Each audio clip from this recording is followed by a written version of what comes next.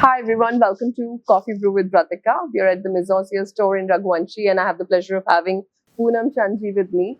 He's a fantastic interior designer, been in practice for about 30 years now, and we have the pleasure of interviewing him today and learn a little bit about his work and his journey. Poonamji, a little bit about your journey so far, and we take it from there. So basically, it's very interesting to know. I'm an interior designer by accident. By accident. So I was doing computer engineering, and Wow. because I was doing computer engineering, and because of my father's relation with architects, Mr. Talati, he's my godfather. So he said, "No, your son is in wrong profession. He should join us." Wow. And let him try. And I went for trial, and from the day one, I started enjoying because sketching, drawing. I said, "Wow, it's fun. You don't have to put in creativity." And we are actually carpenters, so this is in our unknowingly it was in my blood, and we started. And rest is history. Wow! And this was which year when you started? 1995. 95. Amazing. I remember the day, 12th June 1995. First day I went to Talati Pantaki, and I was given a tracing paper and trace out the whole thing. The whole thing. And you did. And I started enjoying, and I think Destiny had a better plan for you. And I thank my father 1,000 times for the shift. The shift. Amazing. So lovely. That's how it started. Great. So we're calling today's show the importance of hand skills in the age of automation. We all know right now we are so tech savvy and we are so automation friendly. I think it'd be great to know from a veteran like you that how we can, what are the things we can do in this era, still with the art and the craft that we hold. So I'm going to start with my first question to you. How does the human touch in craftsmanship enhance the value of high-end home decor, in your opinion? See, now that's a very good thing. So we being carpenter, we are artisans. Yeah. So we know the value, not me like anybody, we know the value of a handcrafted thing. Product, A person when he's doing carving, artifact, he's doing the carving. There is no method. Correct. There's no method, there's no calculation. So he's doing with his own vision, skill, and the entire crafting which he does and the final product comes. It's unique. It's one piece. The second piece, if you do, will have not similar thing. Correct. So the handcrafted things have a different value to me completely. In modern age, you have most smartphone, this, that, but and thousands of them are the same. Thousands of them are the same. You have iPhone, I have iPhone, it's same. Yeah, but that's one. But I have one piece and you have same piece. They will be different because they are handmade. Handmade, So, I think in a way we can say that it is like art, right? It's an art, pure art. Like a Picasso or those are famed artists, but these are also, the craftsmen are also artists, right? You go to small cities in Europe and you see the people drawing, sketching. And for that matter, you travel to Rajasthan also, it's a different art, but see their art. It's amazing. So I think I value that more than I would rather copy paste. Exactly. And that's why I think even for us, 99% of the products that we have are handmade, because the most expensive, luxurious, and the world actually accepts it, products are to be handmade. So I think true that, totally agree. So within artisanal and a bespoke interiors that you do, right? And now that they're all making a comeback, how have the hand skills gained new significance? You think now it's more premium to do handcrafting than it used to be? You think pehle we used to take it more for granted, and now it's more premium because they understand that if you go to Europe and you buy a handmade vase, it means something else. It's more premium. Correct. That's 100%. Because what has happened, the ratio of artists are also reducing day by day. Everybody is getting into this technology and machine made, and they want to do mass production and they want to earn faster. But these artists, they never had that in mind, earning money. They just wanted to make a piece. So those artists are vanishing day by day. So having a piece today, maybe the value of this piece may be little less. But 25 years down the line, it will be priceless. I agree. You will never be able to. Machine can't make this. Can't make it. Correct. You see these artists blowing the glass, standing in that temperature, and then making it, giving it in a thumb mold and everything. That's the beauty of art. And these days, I see a lot of these artists, they've started signing the products. Right? I think they're also realizing that they are so sparse and they're so less now that it has to have that artisanal value with that, right? Anytime, like when I pick up a piece for my client, and if it is selected, but I feel so happy because this is my respect to the artist who has made this. Absolutely, yeah. So that's very important. Lovely. And can you compare the sustainability of handcrafted products versus the mass-produced products? Oh, anytime. So the mass-produced product, to cut down the cost, are made out of lot of recycled materials or lot of cheaper material, and they are made out of machine.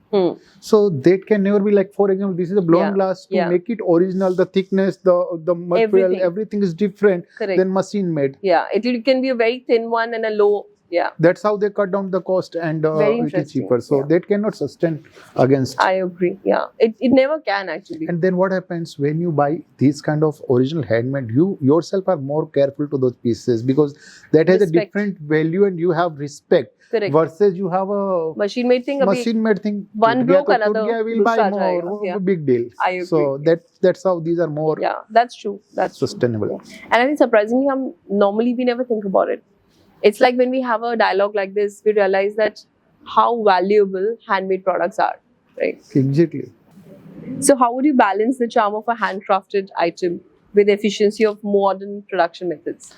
See, the modern method of production is to create mass product. Okay, they are also very good. Not to like we were discussing right now, 3D printing. Correct. It's very good. That's also an art. Yeah. Lot of product which are made out of machine, they are also art. Correct. Very good. Yeah. But 10 pieces are similar. Yeah. But whereas a handmade, one piece will never be to the next. Correct. So that's the uniqueness. Yeah. But when you are doing today's time, when we do the interior, every piece cannot be handmade because of the cost. Correct. And then so we have to balance out both. Few pieces we are buying like your made, accessories and all machine made, but they are beautiful. They are fantastic. So you can't say that they are also less. They are also beautiful, but that's you have to balance. Yeah. So you reject a few and you accept some unique products and you make it a unique blend of the offering that you're doing for the client. Yeah. And in your view, what truly defines timeless design in luxury interiors, especially with the trends which are constantly changing? So what do you think is one thing that truly defines luxury? Yeah. So see, beside the artifact, artifact is one thing. When we design the houses, if you see, maybe for 5-6 years there will be a trend where, like, there are a lot of wall panelings, there is a marble on the wall and this thing and all. But those things have been coming, going. If you see the original classical architecture, wall panels, subtle wall panels, and artwork, that will never go. Today also, if it is done tastefully, it is like wow. And forever. 100 years back also it was wow. And even in minimalistic interior, plain wall, simple. Imagine a wall, I put lot of onyx and all. It may be wow for few times. But if it is a plain wall and just put in a hand-painted art on that, I think that has much more value than an art. I agree. And I think so many of our monuments in India, like Taj Mahal being one, right? Yeah. Like everything hand carved into the marble or into the walls. It is different. And so many of our paintings in the palaces are actually true forms of art. And 200-300 years, we still look at them with a open mouth that, wow, someone actually... Without any technology. Without any technology that was built. So that has... It was a hard work. Hard work. Great. This brings us to a rapid fire round. You have to go very fast with your answers. And let's see, someone's timing you there. So let's see how you go. Let's see. If you weren't a designer, what would you be? I would be an artist. Artist, okay. Your design motto in 3 words? Sorry, come again. Your design motto in 3 words, like the one design rule which you it should be very practical. It should be it should bring out the person who is staying in that house. Lovely. It should not be in a forced upon design in somebody's house. Maybe you like something. Correct. She likes something. I like. So it should be your personality which is put on the canvas. Lovely. Lovely. And biggest design mistake that the homeowners make?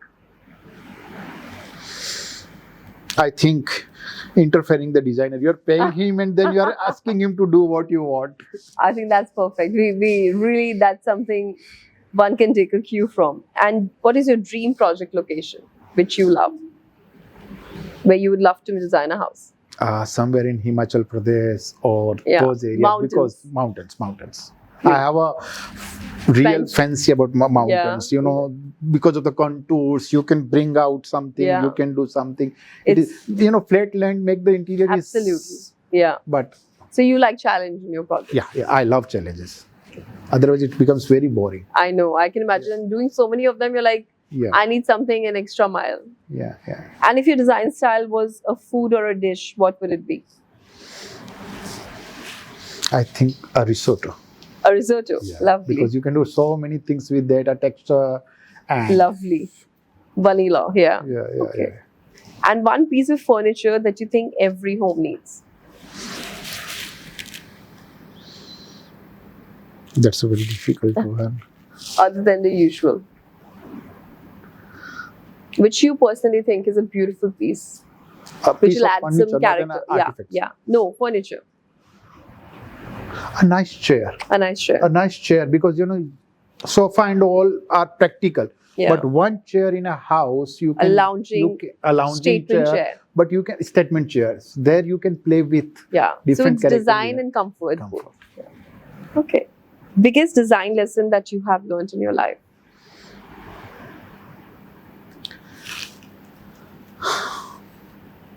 I think design lesson in the sense, I would say. But you're like, every project, this is one thing I should or I should not do. Too much of experiments. Too many experiments, I mean, you should not try too many experiments. Just go by the flow. Make a theme and go by that Follow theme. that. Stick to theme. Sometimes we get emotional or sometimes client districts, sir, ye kar do. No, you stick to your theme. So in my younger time, I have committed those mistakes and now I realize, so nowadays when that's something you would not do. I would not. You would tell a client that no, this is the... Please, and is it difficult or easy to pull off? It is little difficult. I wouldn't say it's very difficult because you explain to clients. See, client are laymen. So you need to explain them well. If you guide them well, I don't think there is any issue. And luckily, my client listens to me. I think, that I've seen with you. I think your clients blindly know that what you're going to suggest is going to be the best thing. And it's, I think, that's the most beautiful journey for a designer. If your client can trust you and knows that what you do is the best, I think there's no greater joy. I think the main thing when we are working with client, I always tell client that we should work together, not against each other. Fair, very true. So that makes, so we educate client right from the beginning till the end. So then for them also understanding us becomes easy, and that's where the entire thing goes. Journey is better. And biggest, favorite design book or magazine? What you refer to? I think AD. Lovely.